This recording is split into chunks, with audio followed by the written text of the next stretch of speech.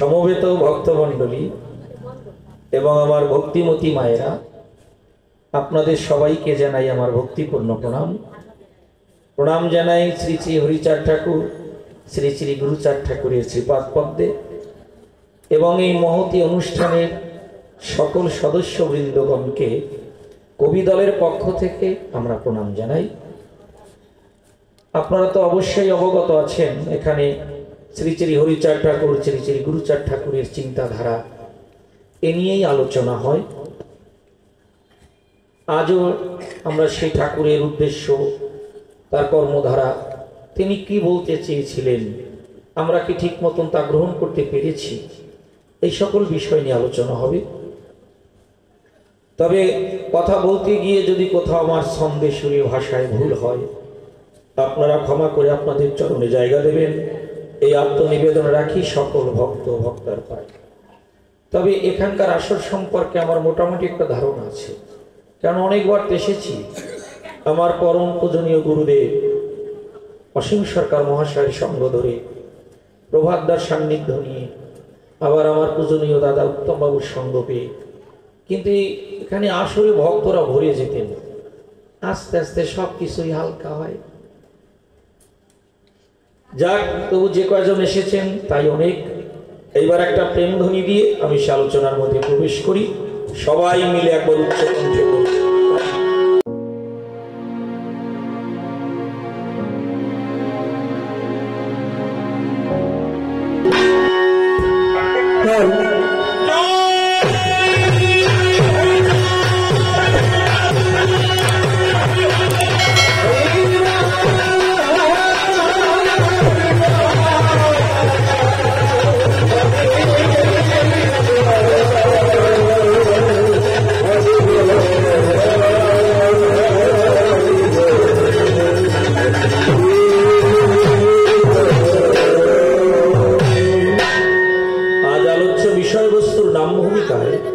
একদিকে থাকবেন লালচাঁদ গোসাই এবং অন্যদিকে থাকবেন রাধা মোহন গোস্বামী। আমি সেই রাধা মোহন গোস্বামীর ভূমিকায় দাঁড়িয়ে লালচাঁদ গোসাইয়ের কাছ থেকে আমরা ঠাকুরের আদর্শ সম্পর্কে একটু জেনে নেব, কেননা উনি ঠাকুরের সঙ্গ করা মানুষ, তো তাই ওনার কাছ থেকে শুনব। হ্যাঁ,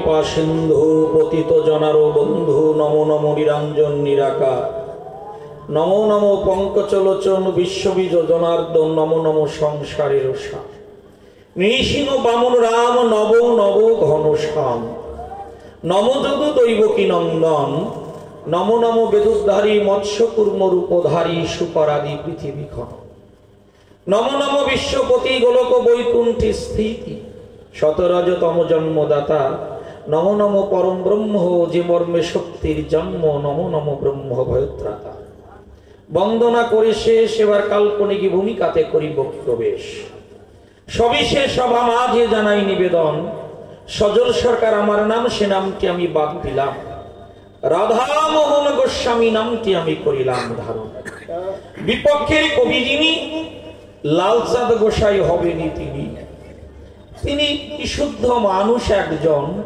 তাই প্রণাম জানাই তার পায় এবার যাব কাল্পনিক ভূমিকায় শ্রী শ্রী হরিচাঁদ ঠাকুরের কথা গুরুচাঁদ ঠাকুরের চিন্তাধারা আমি শুনবো এটাই আমার আকিঞ্চন তবে কথা বলতে আপনাদের সাক্ষাতে আছেন যত সুধী সতে কোনো কথা যদি ভুল উচ্চারিত হয় আপনারা আমাকে মার্জনা করবেন সর্বজন তবে এটা আমার ভাবনা শুনুন যত সুধী জনা আমি আমার কথাটাকে বলতে গিয়ে কাউকে আমি অবজ্ঞার দৃষ্টিতে বা চোখে দেখব না আমার কথায় যদি কেউ ক্ষিপ্ত হয় তাহলে বুঝতে হবে আমার কথাটা কিন্তু যথার্থ নয় যে আমার মতাবলম্বী নন তাকেও যদি আমার পথে আনতে পারি তাকে যদি আমার কথা শোনাতে পারি তাহলে হবে আমার যোগ্যতার পরিচয় কিন্তু এমন কিছু বলতে গেলাম তাতে তো ভালো করে তার ফলাফল হলো না আরো উল্টো কিছু পেলাম এদিকেও লক্ষ্য রাখবো সর্বক্ষণ তাই সকলের কাছে করি প্রার্থনা কোনো জায়গায় ভুল হলে আমাকে করবেন একটু মার্জনা এইবার আমার কথাগুলি আমার নিবেদনগুলি এই গোসাইয়ের কাছে আমি একটু করব উত্থাপন দেখুন মতুয়া শাস্ত্রগুলি পড়ে দেখেছি বলি আপনাদের কাছাকাছি কিন্তু পড়ে কি সব বোঝা যায় ভক্তগণ এমন এমন কিছু আছে কথা একটু যেন আড়ালে তার তত্ত্বটা থাকে গাথা যারা বুঝেছেন যারা অবগত আছেন তাদের সান্নিধ্যে যেতে হয় বহু বহু ঘটনা আছে যদি একটু উদাহরণ দিয়ে বলি সভায় যেমন চৈতন্য চরিতে দেখেছি আমার আখিতে সেখানে একটা পয়ার সঙ্গে লিখে দিয়েছেন কৃষ্ণদাস কবিরাজ মহাশয় কি লিখলেন কাম লাগি কৃষ্ণ ভজে পাই কৃষ্ণ রসে কাম সারি দাস হইতে হয় অভিলাষে এখন এর অন্তর্নিহিত অর্থ যদি কেউ ব্যাখ্যা না করতে পারে যথার্থ তাতে কিন্তু অঘটন ঘটে যাওয়ার একটা চান্স বা সুযোগ থাকে মহাশয় এখন যারা খালি গুরুগিরি করে খায় ভালো করে বই পড়ে না তত্ত্ব জানার চেষ্টা করে না কখনো কখনো কোনো শিষ্যরা যদি এসে বলে গোসাই এই কথাটার মানেটা একটু শুনতেছে এত বছরে দুই একদিন তখন ওই ধাপ্পা দিয়ে বুঝিয়ে দেয় এদের দ্বারাই কিন্তু সমস্যা সৃষ্টি হয় এখানে বলছে কাম লাগি কৃষ্ণ ভজে পাই কৃষ্ণ রসে এখন আসলেই যারা তত্ত্বটা অবগত নন তারা যদি করেনি বিশ্লেষণ তখনই তো ঘটবে অঘটন ওই রকম এক গোসাই পেট ডাবাইয়া খায় ওনার যা পেট যেন মনে হয় ফারাক্কার গেট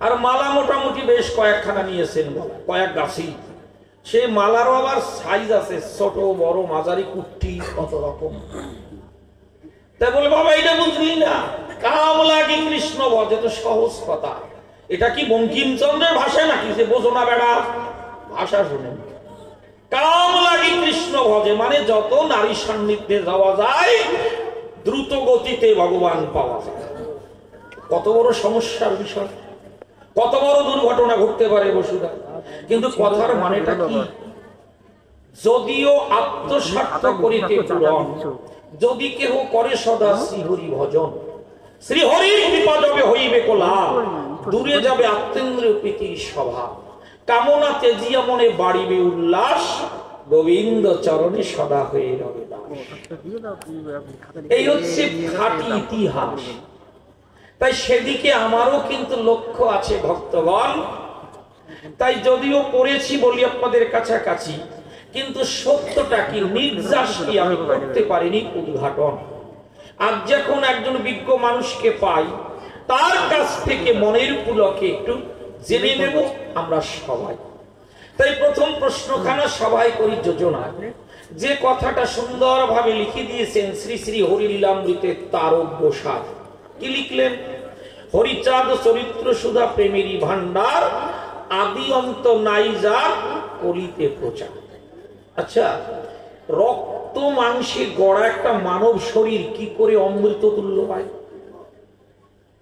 আমরা যতটুকু জানি, শুনুন যত জ্ঞানী গুণী, আমি বিস্তারিত প্রথমে বলবো না সভায়, তবু আমার প্রশ্নটা যাতে মজবুত হয় তাই একটু স্মরণ করে যাব সভায়। আপনারা মহাভারতের কাহিনী যদি একটু সভায় আনি, সেখানে কশ্যপের স্ত্রী বিনতা এবং কদ্রুর একটা ঘটনা পাওয়া যায়। তাহলে বিনতা নন্দন হলো গরু। সে যখন মায়ের দাসত্ব দেখতে পায়, উহা দর্শন করে বড় ব্যথা লেগেছিল তার অন্তরে। ওই বিমাতা মা ডাকে দিয়ে কয়, তোমার মায়ের এই দাসত্ব বা দাসীবৃত্তি যেতে পারে সুনিশ্চয়। যদি স্বর্গ থেকে মনের পুলকে যদি সুধা অমৃত করতে পারো আনয়ন, শোনো বাবা, থাকবে না তোমার যন্ত্রণা। তোমার কাছে সত্য করে করি বর্ণনা, তবে তোমার মায়ের এই দাসত্ব শৃঙ্খল হবে বিমোচন। তাহলে সেই গরুর পাখি অসাধ্য করেছিলেন সাধন। তিনি যখন ঠোঁটে করে ওই সুধা ধারণ করে বা গ্রহণ করে উনি উড়ে এসেছিল, ভক্তগণ, উড়ে আসার সময় একটু ক্লান্তি দূর করবার জন্য বসেছিল একটি বৃক্ষ শাখায়। তাহলে যখন ওই বৃক্ষ শাখায় সে করেছিল উপবেশন, ওই বসার কারণে বলি আপনাদের সন্নিধানে ওই সুধার পরশে সেই গাছটা পর্যন্ত অমরত্ব পায়। এটা আমার সকল্পিত কথা নয়। যারা গিয়েছেন বৃন্দাবনে হয়তো দেখেছেন কোন ভক্তগণে এখনো সেই দীর্ঘদিনের জীবিত বৃক্ষটা রয়েছে, ওই মধুর প্রজাপতি। তো সুধার পরশে যদি মৃত্যু নাশে, আর হরিচাঁদ ঠাকুরের চরিত্রটা যদি অমৃত হয়, তাহলে এখনো কেন মানুষের মনে ভ্রান্তি, কেন গেল না মানসিক ক্লান্তি, কেন অনন্ত শান্তি আমরা পেলাম না? কিসের দায়? তাই চরিত্রটা কি করে অমৃত হলো, কি করে অমৃত নিয়ে এলো, কোথায় কোন ব্যক্তি কবে পেল, এটা আমার জানবার বিষয়। এ কি শুধু কথার কথা, না এর ভিতরে আছে কোন সার্থকতা? এটাই আমার জানবার বিষয়। তিনি একজন সাংসারিক মানুষ, তার ছেলে মেয়ে হয়েছে। হরিচাঁদ ঠাকুরের দুটি নন্দন, গুরুচাঁদ ঠাকুর, উমাচরণ, আপনারা জানেন ভক্তগণ। তাহলে তিনি সংসারে থাকতেন, আমার শান্তিমা ছিলেন। তাহলে সংসার করার পরে একটু বলো, একটু ব্যাখ্যা করে, তাহলে তিনি আমাদের জন্য যে অমৃত যদি নিয়ে সেই থাকে, তাহলে আমরা সুন্দর হলাম না কেন? এখনো কেন মানুষ গন্ডগোল করে, একে অপরকে সহ্য করতে পারে না, আমার আদর্শটাকে আরেকজনের মধ্যে ধরার চেষ্টাই করে না, নিজেদের মধ্যে নিজেদের সেই আত্মকলহ গেল না। আবার মানুষ দেখি কেউ 80-তে মরে, কেউ আসতে গিয়ে মরে, কেউ 25-এ মরে, কেউ 10-এ মরে, কই মৃত্যু বারন্ত হলো না? সুধার পরশে যদি মৃত্যু দূর হয়, তাহলে গুরু হরিচাঁদ ঠাকুরের চরিত্রটা তারকসাই লিখে দিয়েছে লীলামৃতের পাতায়, অমৃতময়। তাহলে সে অমৃতটা আমরা কিভাবে পেলাম, কিভাবে তিনি দিলেন, তার নিদর্শন কোথায়? এই প্রথম প্রশ্নখানা সবাই করলাম যোজনা, একটু ভালো করে লালচাঁদ গোসাই বুঝিয়ে দিল। তুমি তো সঙ্গ করা মানুষ, তুমি সারা ভালো বলবে কে? ওই বই পড়ে বলা আর সঙ্গ করা এক জিনিস নয়। আপনাদের কাছে এই কয়েক ঘন্টার জন্য হয়তো এসেছি, গান গাইব হয়তো 4-5 ঘন্টা, কিন্তু তারও আগেও তো এখানে এসেছি। এই কয়েক ঘন্টার মধ্যে কি আমার সম্পর্কে আপনারা একটা ধারণা নিতে পারবেন? অসম্ভব। আমি যে কতটুকু ভালো আর কতটুকু খারাপ সবচেয়ে বেশি জানে বিবাহিত জীবনে আমার বউ। অস্বীকার করতে পারবে না কেউ। ওনার কাছে এমন একটা থার্মোমিটার আছে, আকাম করছো বাকি ধরা পড়ছো। একেবারে ওটা রানিং থার্মোমিটার, এই জন্য লুকোনো যাবে না। তাই তোমার কাছে নিবেদন, তুমি একটু ভালো করে কথাগুলি একটু শুনে করবে বর্ণন। তোমার কথা যদি সুন্দর হয়, গ্রহণযোগ্য হয়, আমিও তোমার এই কথাগুলি শুনে প্রফুল্লিত মনে মানুষের কাছে গিয়ে হাসি মুখে করিব বর্ণন। এবার দ্বিতীয় প্রশ্নখানা সবাই করি যোজনা। আপনারা কিন্তু একটু আমার কথাগুলি রাখিবেন স্মরণ। আমি বলতে থাকলাম আর আপনারা ভুলতে থাকলেন, এটা ভালো কায়দা। তাহলে কিন্তু কবি জ্ঞানের পরিপূর্ণ আনন্দ পাবেন না। দ্বিতীয় প্রশ্নটা কি বলছে, মানবকুলে আসিয়া যশবন্ত সুত হইয়া জন্মিয়া সফলা নগরী, জানাইতে গুরু গম্য সূক্ষ্ম সনাতন ধর্ম প্রচারিলেন এ জগৎ হল। আচ্ছা, সূক্ষ্ম সনাতন ধর্মটা কি? আবার গুরু গম্য এর মানেটাই বা মানবকুলে আসিয়া তিনি আজ যে এই জানাইতে গুরু গম্য সূক্ষ্ম সনাতন ধর্ম প্রচারিলেন এ জগৎ হল, এই কথাটার একটু তাৎপর্য তুমি বলবে, এই আমার দ্বিতীয় নিবেদন তোমার কাছে করি। এর রহস্যটা কি, এর তাৎপর্য কি? সনাতন সনাতন শুনেছি, আবার সূক্ষ্ম সনাতন, আবার গুরুগম্য, এর কি তারতম্য, এটাও তোমার কাছে আমার জানতে আকিঞ্চন। সত্যি আমি তো অনেক কিছুই বুঝি না। আচ্ছা, এই যে মতুয়া দর্শন জোরে জোরে বলছে, আপনারাও জানেন, এদের কতগুলো কথা শুনি না, সত্যি আমি যেন একটা বিভ্রান্তির ভিতরে পড়ে যাই।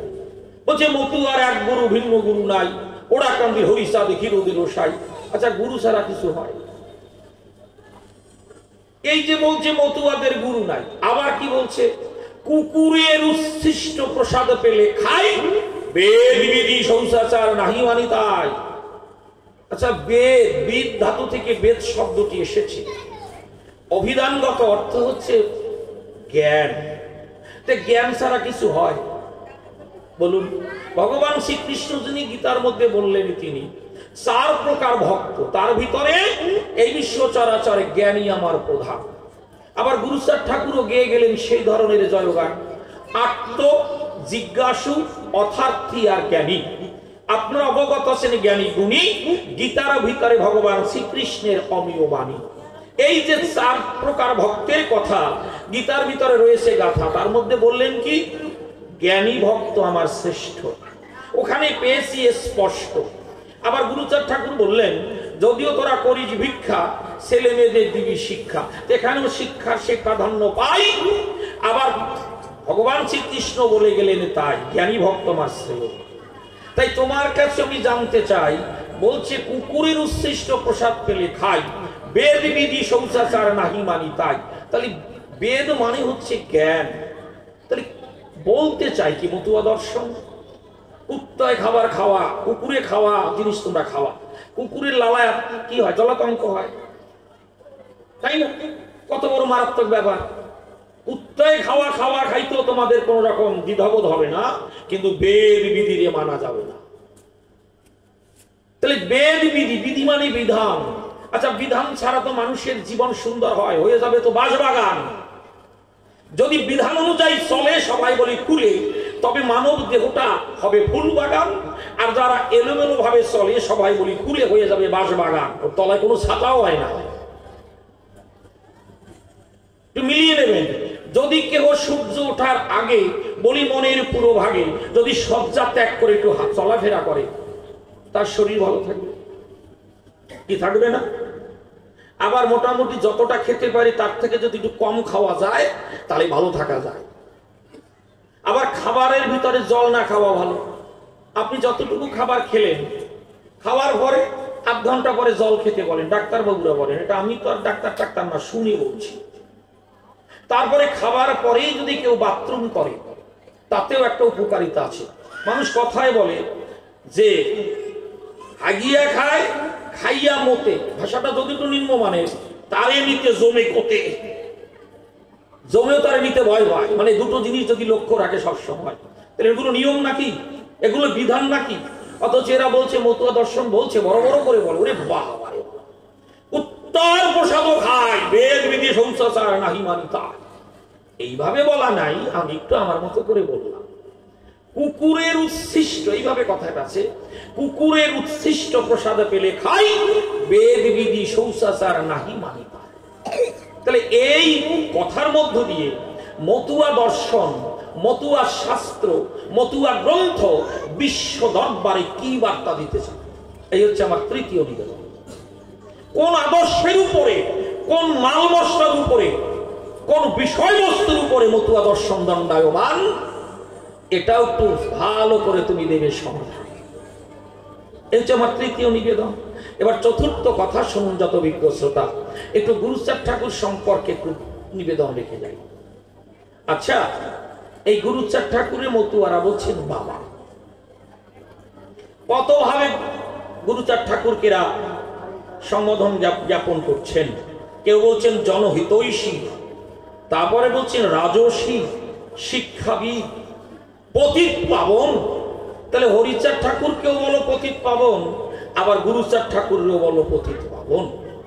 তাহলে এই যে হরিচাঁদ ঠাকুরের পুত্র গুরুচাঁদ ঠাকুরকেও এরা পতিত পাবন কয়, তা একটু ব্যাখ্যা করে বলবে তুমি সভা পরে। কাদের জন্য গুরুচাঁদ ঠাকুরের আন্দোলন? গুরুচাঁদ ঠাকুর কোন পতিত জাতিকে করেছেন উত্তোলন, কাদের তিনি করেছেন উন্নয়ন? তাহলে তার পতিত পাবনের এই যে কথাটার মাহাত্ম্য কি, কোন দৃষ্টিকোণ থেকে তাকে বলা যাবে পতিতি পাবন, এটাই হচ্ছে আমার চতুর্থ নিবেদন। এই এক এক করে চারটি প্রশ্ন রেখে গেলাম সভা পরে। দেখি আজ লালচাঁদ গোসাই এসে কিভাবে করেন বর্ণন। ওনার কথা শুনে আনন্দ পাবেন ভক্তগণে। তাই আমি আমার মতো প্রথমবারে করব সমাপন। এবার গাবো একটা গান, গানে গানে দাঁড়িয়ে আপনাদের সন্নিধানে আরো যদি কোনো প্রশ্ন বা কোনো কথা এসে যায় তাও আপনাদের কাছে করে যাব নিবেদন। যাক, এবার একটা গান গাই, তারপরে দেখি গোসাই এসে কি বলে, তার কথা একটু শুনে যাই। তবে শোনো, কথা তো অনেকভাবেই বলা যায়, উল্টো পাল্টা কথা যেন বলো টলো না। ছোট্ট একটা গল্প মনে পড়ছে, না বলে তো পার কি কব। শোনো, এমন কথা বলো না, কমার আগে তারপরে হাসিয়ে দিলেন, তার কইয়া লাভ কি? যার জন্য কমতা তো হয়েই গেল। তবে শোনো, কথা তো অনেকভাবে বলা যায়। এক ভদ্র মহিলার শরীরটা বেশি ভালো না, হাত পাটু জিম জিম করে, মাথা ঘুরায়। উনি খুব আদরে মেয়ে তো, আরো বাবা বিয়ে দিয়েছে, এক বাবার এক মেয়ে যদি হয়, এক বাবার এক ছেলে যদি হয়, তারা একটু আদুরে হয়। আবার কখনো কখনো বাদরও হয়। এখানে বাদর হয় না, কিন্তু আদুরে। এখন কথা বেশিরভাগ একটু টেনে টেনে নাকে নাকে কয়। মাথাটা ঘুরাচ্ছে, ভালো লাগছে না, ডাক্তারের কাছে গিয়েছে। গিয়ে বলছে, ও ডাক্তার বাবু। হ্যাঁ বলুন। ডাক্তারবাবু তো ডাক্তারবাবুর মতো ওয়েট নিয়ে বলছেন। হ্যাঁ বলুন, কি হয়েছে আপনার? বাল ঠিক না, কথা বলার কায়দা। ভালো লাগছে না বললি হয় না, বাল ঠিক না। ডাক্তার বলছে, কি ধরনের যোজনা? ভাল ঠিকই না, গুল্লি খাই, পরিয়ে যাই নাই, খুঁটি ধরছি, মাথা ঘুরায়, ভালো লাগে না। তাহলে আর কি প্রবলেম? ডাক্তারবাবু, ফ্যানের গন্ধ সয় না, ফ্যানের গন্ধ সহ্য হয় না। আচ্ছা, আপনার স্বামী কি করে? বলে, আমার স্বামী ইঞ্জিনিয়ার। কোথায় থাকে? কাতারে। বাবা, টাকা আসে তো হাজারে হাজারে। তা কতদিন হয় বিদেশে থাকেন? ও ডাক্তারবাবু, প্রায় 2-2.5 বছর হয়ে গেল। তাহলে 2-2.5 বছর স্বামী থাকে বিদেশে, ফ্যানের গন্ধে কি করে? হ্যাঁ, এ কি জাতীয় রোগ আপনার? স্বামী যখন কাছে নাই, এ কি শুনতে হয়? ফ্যানের গন্ধ সহ্য করার কায়দা নেই। ও ডাক্তারবাবু, হ্যাঁ বমি আসে। বলছে, ঠিক আছে। উনি হাত ধরে টের পেয়েছে এর আহামরি কিছু হয় নাই, এ আদরের জ্বালায় বাঁচে না। উনি 4-5 রকম ওষুধ লিখে দিয়েছেন, খাইলেও যা, না খাইলেও থাক। এবার বলছে, এই পরীক্ষাটা করে নিয়ে আসবেন। একটা ইউরিন টেস্ট লিখে দিয়েছেন। ও ডাক্তারবাবু, এই পরীক্ষাটা করতে হবে? বলে, হ্যাঁ। ওই দেখুন, ওই যেটা ক্লিনিক দেখা যাচ্ছে এখান থেকে ওখানে যাবেন, আপনি কিভাবে কি পরীক্ষা করবেন কালকে আমাকে রিপোর্টটা দেখিয়ে দেবেন। উনি চলে গেছে প্রেসক্রিপশন নিয়ে। দাদা আছেন? বলে, আসি। দেখেন তো লাগছে কি? উনি দেখেই বুঝতে পেরেছেন ইউরিন টেস্ট। ও ডাক্তারবাবু, কি? বলে, আপনার প্রস্রাব পরীক্ষা লিখে দিয়েছে। তা কিভাবে আনবো? বলে কোনোদিন করেন না? না আপনি কোন? বলে সকালবেলা উঠে যখন বাথরুমে যাবেন আগে একটা ছোট্ট একটা শিশি ধুয়ে রাখবেন, যখন বুঝতে পারবেন যে অর্ধেক মতো হয়ে গেছে প্রস্রাব করা, তখন এইটা ভরবেন। তবে খবরদার করি মানা বড় বোতলে কেজি কেজি আনি আমার ক্লিনিক যেন বোঝাই দিবেন না, অল্প একটু আনবেন, তাতেই হবে। বেশ, তা কে টেস্ট করে? আমি করি, আমার ক্লিনিক, আমি পরীক্ষা করি। আপনি টেস্ট করেন? হ্যাঁ আমি টেস্ট করি। ঠিক আছে, কখন আসবো? বলে যে ধরেই নিয়ে চলে আসবেন, সকালে 7টা 8টার মধ্যে আসবেন। এখন সকালবেলা এরকম ভোরে নিয়ে এসছে ক্লিনিকের ভিতরে, এসে বলছে দাদা আছেন? হ্যাঁ আছি। উনি কি করেছে, ইউরিনের ওই শিশিটাও রেখেছে আর 1 প্যাকেট মোগলাই চানাচুরও রেখেছে। উনি বেরিয়ে এসে দেখে কি ইউরিন আর ওই চানাচুর। বলছে কি ব্যাপার, আপনি চানাচুর এনেছেন কেন? বলে আনবই বা না কেন, কালকে আপনি জোরে জোরে বললেন আমি টেস্ট করি, আমি টেস্ট করি। আমি মনে মনে ভাবলাম সকালবেলা আপনি খালি মুখে টেস্ট করবেন, তাই চানাচুর আনছি। এ জাতীয় যেন কথা বলো না সবাই। এবার বলবো গানে গানে সুরচন্দ্র তালে মানে দেখি লাল চাঁদ গোসাই এসে আমাদের কি ধরনের ঠাকুরের চিন্তাধারা উপহার দেয়।